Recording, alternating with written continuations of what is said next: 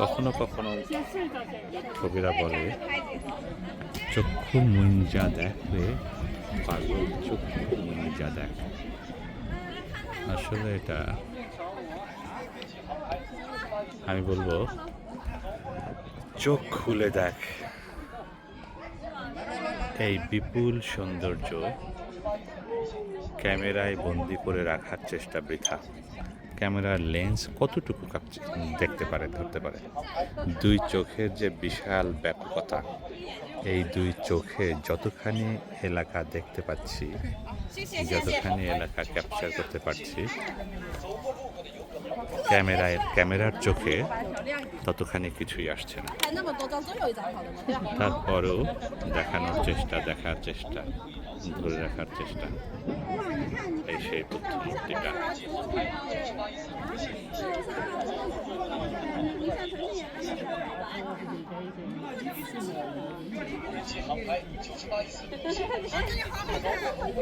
দূরের পাহাড়গুলো, শিল্পীরা পাহাড়ের ছবি যেভাবে আঁকতেন ঠিক সেরকমই লাগছে দূরে পাহাড়গুলো, হাতে আঁকা ছবির মতো। মেঘে ঢেকে আছে বা কুয়াশা ঢেকে আছে, কিছুটা কুয়াশা ঢেকে আছে।